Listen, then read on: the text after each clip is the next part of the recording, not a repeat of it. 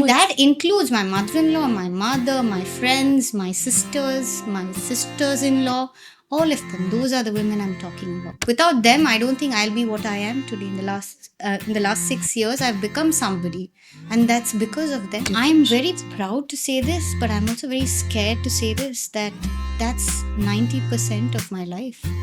That's my tribe.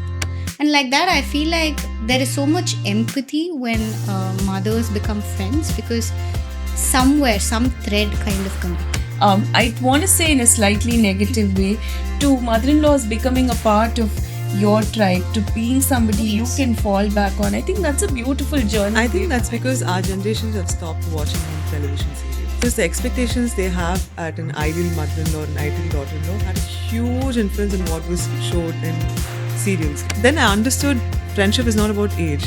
It's about our values. It's about the right kind of coming in. And it's not about numbers. It's not about showing off that I have 10 friends. And I clearly understood the difference between friends and acquaintances.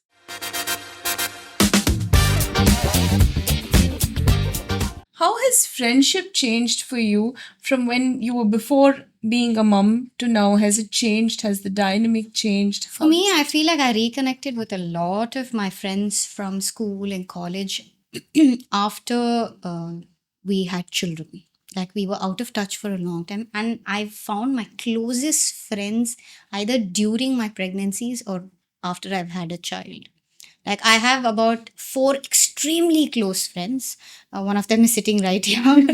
So Pooja and I connected 5 years back. I'm just giving you an example. 5 years back, it was right after COVID. You remember, ma'am, those online classes? Yes. Yeah. Children were like, oh my God, when is this going to end? That's how Right. we became And friends. Yeah. so I It's left the a same message class. on the group saying, we had a parent group. So I left a message on, guys, really, if somebody is interested to bring the kids for a play date, please come.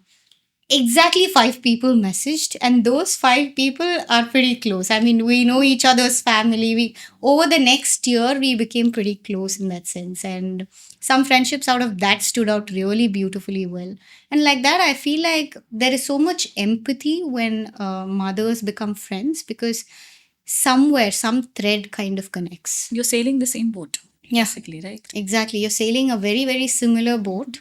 May not be the exact same, but when you need them or when they need you, you're always around, because you know that that support is really necessary and required at that point. How much does your tribe of women matter to you now? How much do they build you up, support you?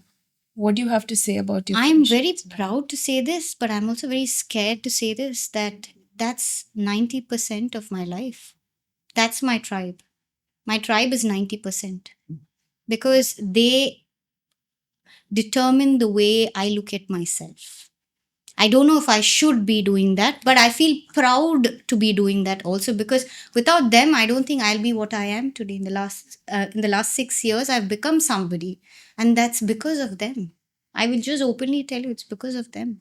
How lovely. And that includes my mother-in-law, my mother, my friends, my sisters-in-law, all of them. Those are the women I'm talking about. It's just not friends or, somebody sitting abroad. No, it's, or, something else. It's absolutely them. They are my tribe. These women are my tribe. And how the conversation when it comes to mother-in-laws have also changed, right?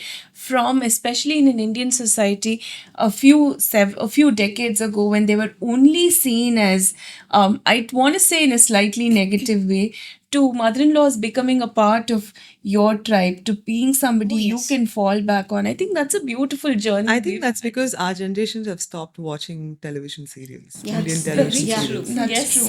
That's So the only true. reason, because the expectations they have at an ideal mother-in-law and ideal daughter-in-law had a huge influence on what was showed in serials. The past 10 years, the conversation has changed, and I do observe a lot of people having a very positive outlook on the daughter-in-laws, mother-in-laws. They know their boundaries, they understand both each other's space, and also sons finding right balance between the mothers and because they also play a huge role in it, right? I have to tell you, I kept wondering about why there were a lot of parents bringing their very young children to the theater. Yeah, I still don't used to understand. get so angry and upset. Then I think about a month back, I went to watch a film with my husband, night show.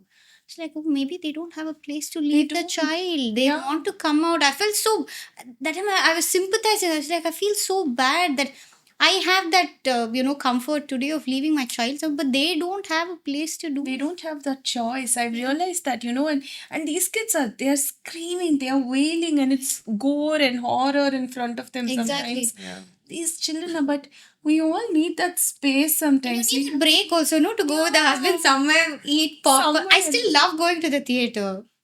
Man, if I didn't have the backup that I have, I would have probably done that as well. Out of frustration that I don't want to sit in front of the TV and watch another movie, The right? whole day and all weekends, the weeks, Exactly. the weekends, they all merge into one. Exactly. One, yeah. And just become. No, but then that's okay when they're very young. I mean, there are other ways we can say how it's not okay for their the sound Yeah, and yeah. that. But as they grow older, when they are taking it in, you don't want the same mistakes again. You don't Yeah, want them looking at the same screen where the same kind of content is happening. Yeah. You want them to think differently, have different experiences. So you need to sit and say, what do I want them to watch? Right. What do I want them to imbibe? Exactly. So at that point, you say, no, I don't want them to see these. And the amount of research we do when it comes to education is equal amounts to what we do as research to put out like a TV show for them to watch today, Yeah. right? Yeah. One day there's Peppa Pig that is amazing. The next day there's study that's saying that it's not. Yeah. The amount of research, the amount of changes we have to make in that is also It's enormous. evolving and yeah. Talk about your tribe a little bit before we move on, Pooja. Tell me about. So I feel the friends I've made after I became a mother is more about authenticity. Like I think it was people where I could be myself, which I never got an opportunity before that, right? Because you always want to fit in, you want to be cool, you want to hang out. It's not about you, it's about just fitting into a group of people and wanting to have friends because again it's cool to have like 4 or 5 people hanging around.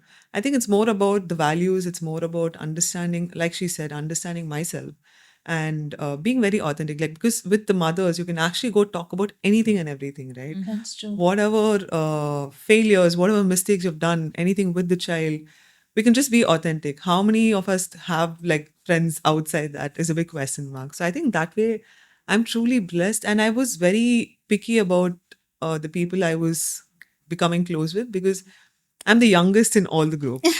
I was a mother when I was 22 and I'm 28 now. My daughter's 6.5.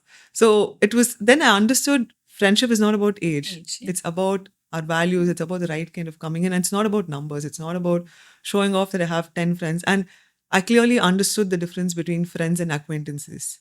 You will have like 10 other acquaintances in your life, but there's just 1 or 2 people you can actually fall back.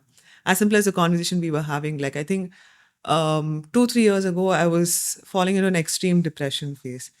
The one friend who was constantly checking about me, no matter how many calls I missed, I would literally not call her back. And she was the only person who used to like, not give up. She used to just from Anna Nagar all the way, she's come to Palavakam, she'll be like, is everything okay? I'm like, that made me feel guilty. And in that way, I changed a lot as a person saying, I need to give back to the people who give me something. I cannot just, because of my past experience, I can't just be like, okay, friendship is not something for me. I can't always like, have a wall and just always be protecting myself. I need to also let people into my life and be there for the other person. So I think that way, as a person, I evolved a lot. And today, just like her, I have another friend who was my neighbor before. So anything with my daughter, if my parents are not available, my sister is not available, I immediately call her up and I'll be like, can I just drop Amul at home? There's no hesitation, and she's been there for me. So I think I understood the beauty of life with a lot of people like them. That, you can always change. Good people are there. You will attract the right kind of people when you are clear with what you want in life. So, I mean, I just like love them.